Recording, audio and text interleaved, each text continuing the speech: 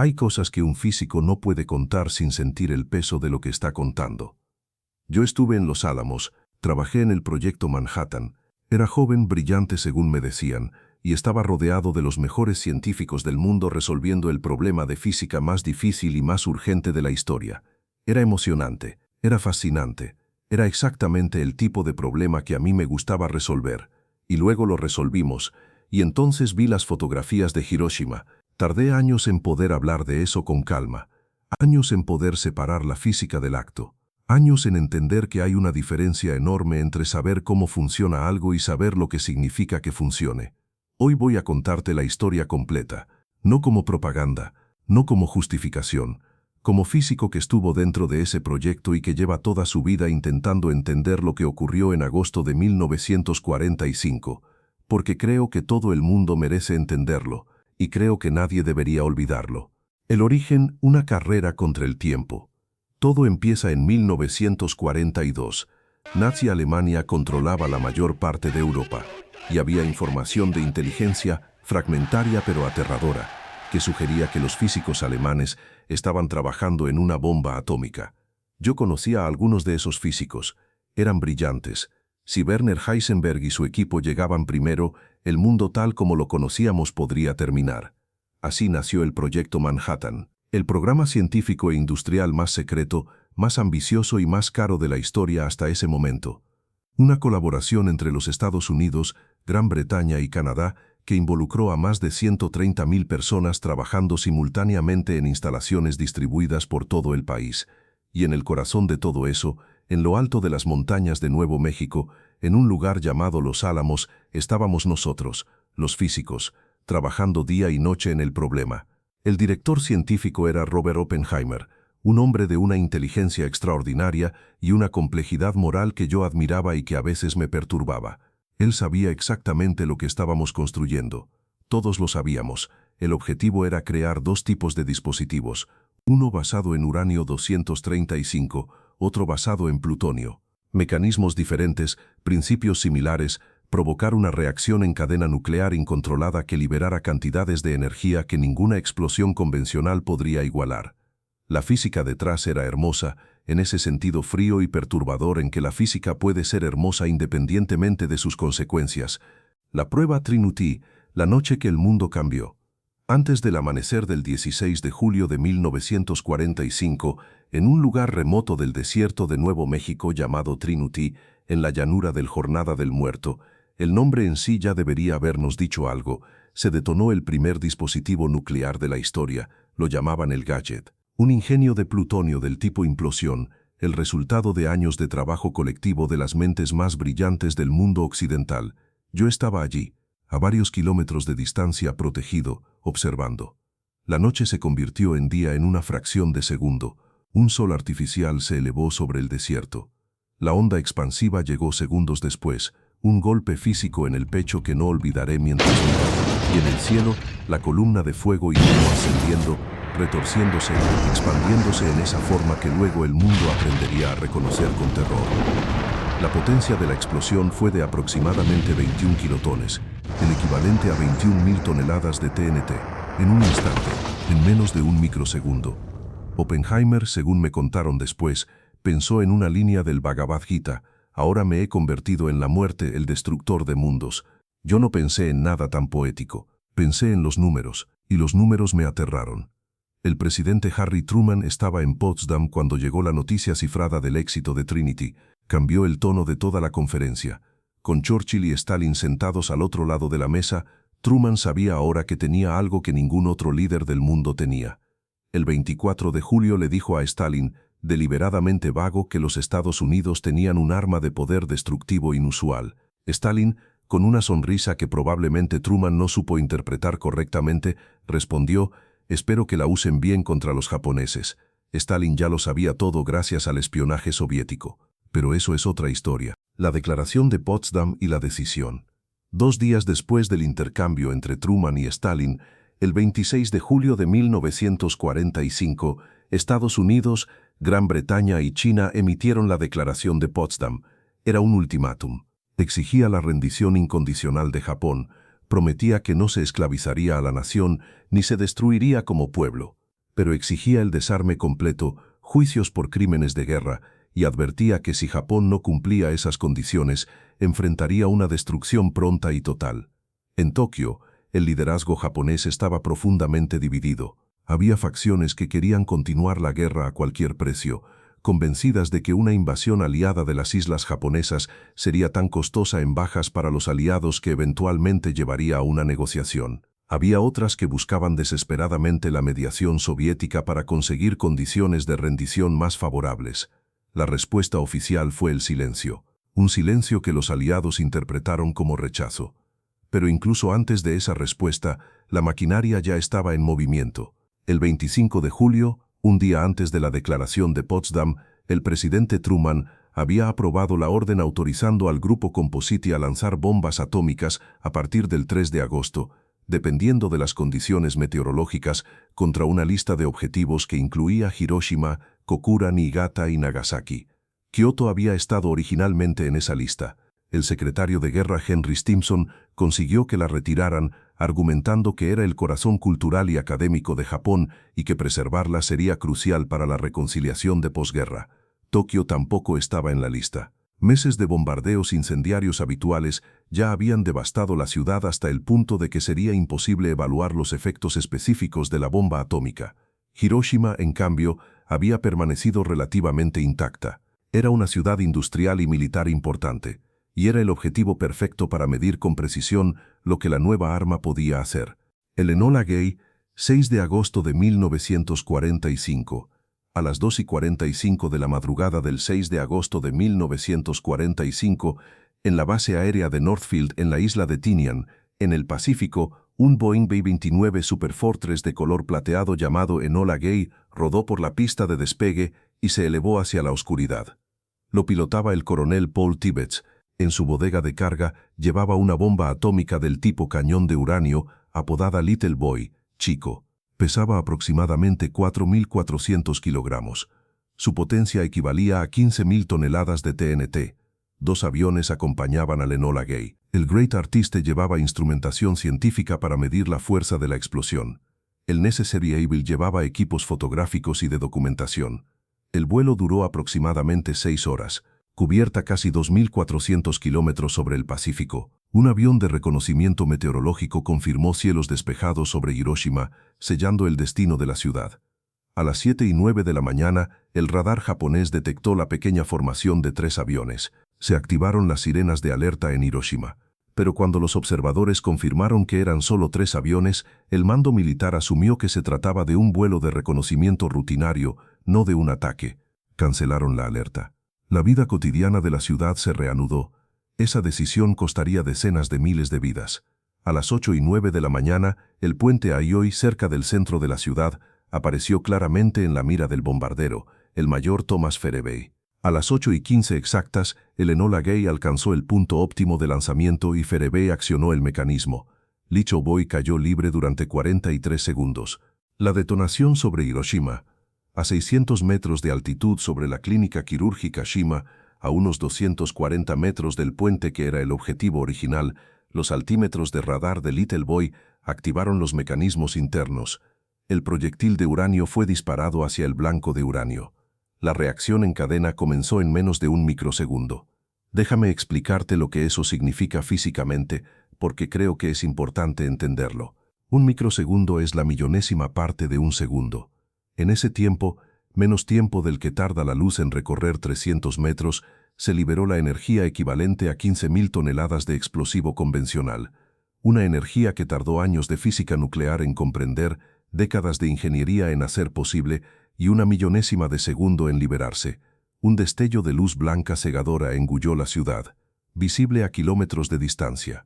Momentáneamente más brillante que el sol, se formó una bola de fuego nuclear que se expandió hasta alcanzar unos 200 metros de radio, vaporizando absolutamente todo lo que tocó. En un radio de aproximadamente 340 metros, prácticamente todos los edificios de hormigón reforzado fueron destruidos. Las bajas se aproximaron al 100%. Hasta 1 kilómetro y 700 metros del epicentro, los edificios residenciales colapsaron. Los incendios se propagaron por toda la ciudad creando una tormenta de fuego que ardió durante horas. Hasta 4,5 kilómetros del epicentro, La onda de choque rompió todas las ventanas. Miles de personas que habían corrido a las ventanas al ver el destello inicial resultaron gravemente heridas por los cristales. La radiación térmica causó quemaduras de tercer grado, penetrando profundamente en la piel a cualquiera que estuviera en campo abierto hasta 2 kilómetros del epicentro. De los aproximadamente 350.000 habitantes de Hiroshima, entre 70.000 y 80.000 personas murieron instantáneamente. Muchas dejaron solo sombras con forma humana grabadas permanentemente en el pavimento y las paredes, la única evidencia de su existencia en el momento de la detonación. En los meses siguientes, decenas de miles más murieron de enfermedad por radiación, quemaduras e infecciones. Para finales de 1945, el número total de muertos superaba las 140.000 personas. Ese mismo día, el presidente Truman se dirigió al mundo con una declaración que decía: «Si Japón no acepta ahora nuestras condiciones, puede esperar una lluvia de ruina desde el aire como nunca se ha visto sobre esta tierra». El silencio de Tokio y la segunda bomba. A pesar de la destrucción sin precedentes de Hiroshima, el liderazgo japonés no ofreció rendición. Hay que entender el contexto para comprender por qué. Japón llevaba años de guerra absoluta. La cultura militar del momento consideraba la rendición como algo peor que la muerte. Había facciones dentro del gobierno y del ejército que preferían la aniquilación total de la nación a lo que percibían como la deshonra de rendirse. Y había incertidumbre genuina sobre lo que había ocurrido exactamente en Hiroshima, porque las comunicaciones con la ciudad habían sido cortadas por completo. Así que se tomó la decisión de lanzar una segunda bomba. El 9 de agosto de 1945, 3 días después de Hiroshima, una formación de 6 bombarderos B-29 despegó de la isla de Tinian con rumbo a Japón. El avión principal se llamaba Boxcar. Lo pilotaba el mayor Charles Sweeney. Llevaba Fat Man, hombre gordo, una bomba de plutonio del tipo implosión, tecnológicamente más sofisticada y más potente que Little Boy, pero desde el principio la misión estuvo plagada de problemas. Poco después del despegue, se detectó un fallo en una bomba de transferencia de combustible, dejando inutilizables aproximadamente 2.400 litros de combustible. Un problema grave que limitaría el tiempo que el avión podría pasar sobre Japón. El objetivo primario era Kokura. Cuando el Boxcar llegó, la ciudad estaba cubierta por nubes y humo, en parte porque trabajadores de las acerías cercanas habían quemado alquitrán de carbón deliberadamente para crear una pantalla de humo. Sweeney realizó 3 pasadas sobre Kokura sin poder confirmar visualmente el objetivo. La artillería antiaérea japonesa empezó a acertar, y el combustible se agotaba. Después del tercer intento fallido, el Boxcar abandonó Kokura y se dirigió al objetivo secundario, Nagasaki. Ese fracaso de Kokura le daría nombre a un concepto que los japoneses conocen bien, la suerte de Kokura. Escapar por casualidad de una catástrofe sin siquiera saber que estabas en peligro. Nagasaki, 9 de agosto, 11:02. El Boxcar llegó sobre Nagasaki con el combustible en niveles críticos y la visibilidad comprometida por las nubes. El plan inicial era bombardeo visual, igual que en Hiroshima, pero las nubes lo hacían casi imposible. Se tomó la decisión de permitir el bombardeo por radar si era necesario, y se consideró el lanzamiento al mar como último recurso. Entonces, a las 11 de la mañana menos un minuto, una apertura momentánea entre las nubes permitió al bombardero, el capitán Kermit Behan, una confirmación visual del objetivo. Gritó: lo tengo, y liberó la bomba. A las 11:02 exactas del 9 de agosto de 1945, Fat Man detonó a 503 metros de altitud sobre Nagasaki. La potencia fue de aproximadamente 21 kilotones, 6 más que Little Boy. La bola de fuego alcanzó 222 metros de radio, generando temperaturas superiores a las de la superficie del Sol en su interior. Cualquier cosa dentro de ese volumen fue simplemente borrada de la existencia. La onda expansiva destruyó completamente los edificios de hormigón en un radio de 760 metros. En un radio de 1 kilómetro y 700 metros, los edificios residenciales y comerciales colapsaron. Los incendios se propagaron de manera incontrolable. Paradójicamente, la topografía de Nagasaki, con sus colinas y valles, limitó la extensión del daño comparado con la ciudad relativamente plana de Hiroshima. Pero eso es una distinción cruel cuando se habla de decenas de miles de muertos. Para finales de 1945, entre 60.000 y 80.000 personas habían muerto en Nagasaki a causa de la explosión, los incendios y los efectos inmediatos de la radiación. La rendición. El fin de la guerra. Japón enfrentaba ahora dos catástrofes simultáneas. Además de las bombas atómicas, en la medianoche del 8 de agosto, la Unión Soviética había lanzado una invasión masiva de Manchuria, territorio controlado por Japón. Esto destruía la última esperanza japonesa de conseguir una mediación soviética para negociar condiciones de rendición más favorables. El emperador Hirohito reconoció la futilidad de continuar la resistencia. En un mensaje histórico a su pueblo, describió lo que había ocurrido con palabras que reflejaban la magnitud de lo incomprensible. El enemigo poseía una nueva y crudelísima bomba. El 15 de agosto de 1945, Japón anunció su rendición incondicional. El documento formal de rendición fue firmado el 2 de septiembre de 1945 a bordo del acorazado USS Missouri en la bahía de Tokio. La Segunda Guerra Mundial había terminado oficialmente. Desde el punto de vista estratégico, los objetivos militares se habían conseguido. La guerra había terminado. Una invasión de las islas japonesas que los planificadores militares calculaban que podría costar entre 250.000 y 1.000.000 de bajas aliadas, además de millones de bajas japonesas, no fue necesaria. Pero los números del otro lado del balance son los que yo no puedo olvidar. Más de 200.000 personas muertas en 2 ciudades en 3 días. Decenas de miles más que murieron en los años siguientes de enfermedades relacionadas con la radiación. Generaciones de supervivientes, los Hibakusha, que vivieron el resto de sus vidas con las consecuencias físicas y psicológicas de lo que sobrevivieron. La física detrás de la destrucción. Permíteme hacer algo que quizás resulte extraño en este punto de la historia. Explicarte la física, no para glorificarla, para que entiendas exactamente lo que ocurrió y por qué fue tan devastador. Una bomba atómica libera energía a través de la fisión nuclear. El núcleo de un átomo pesado, uranio 235 o plutonio 239, absorbe un neutrón y se divide en 2 fragmentos más pequeños, liberando energía y 2 o 3 neutrones adicionales. Esos neutrones golpean otros núcleos, que se dividen y liberan más neutrones, que golpean más núcleos. Una reacción en cadena que en menos de un microsegundo involucra a billones de átomos. La energía liberada proviene de la diferencia de masa entre los núcleos originales y los fragmentos resultantes. Una diferencia minúscula en términos absolutos, menos del 1% de la masa total, pero multiplicada por la velocidad de la luz al cuadrado, según la ecuación que todos conocen, E igual a mc cuadrado, esa diferencia minúscula se convierte en una cantidad de energía colosal. Little Boy convirtió aproximadamente 1 gramo de masa en energía pura, 1 gramo. El equivalente a un clip de papel. Ese gramo liberó la energía de 15.000 toneladas de TNT. Eso es E igual a mc cuadrado aplicado a la guerra, y cada vez que lo pienso, la ecuación que siempre me pareció hermosa en su elegancia matemática, siento algo que no sé describir exactamente pero que se parece mucho a la vergüenza. Los efectos de una detonación nuclear se dividen en varias categorías. La bola de fuego inicial vaporiza todo en su radio inmediato. La onda de presión destruye edificios a kilómetros de distancia. La radiación térmica, el calor radiante, causa quemaduras a distancias aún mayores.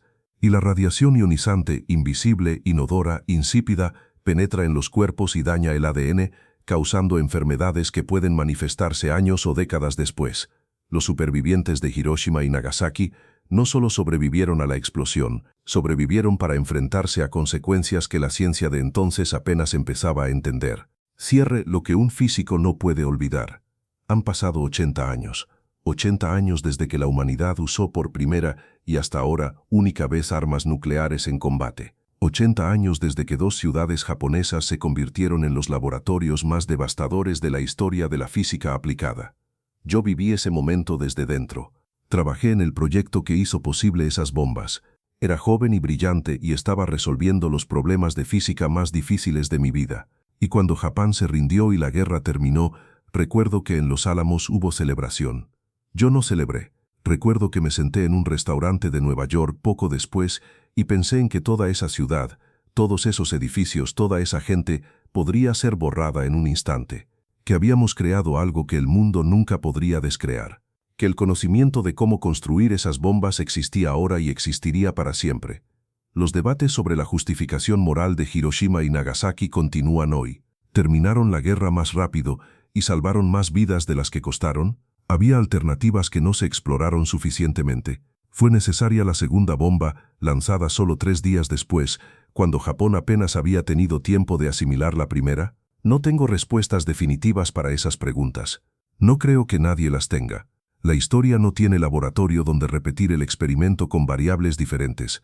Lo que sí sé es esto: el mundo vive desde entonces bajo la sombra de la aniquilación nuclear. Hay hoy en el mundo aproximadamente 12.500 cabezas nucleares, suficientes para destruir la civilización humana muchas veces, en manos de 9 países diferentes. Y la única razón por la que no se han usado desde agosto de 1945 es que los que las tienen saben exactamente lo que pasó en Hiroshima y Nagasaki. La única esperanza razonable que veo es que Hiroshima y Nagasaki sigan siendo para siempre lo que son hoy, la primera y última vez que estas armas se usaron en guerra, no la primera de muchas veces, la primera y la última, porque si hay una segunda vez, probablemente no habrá quien lo cuente.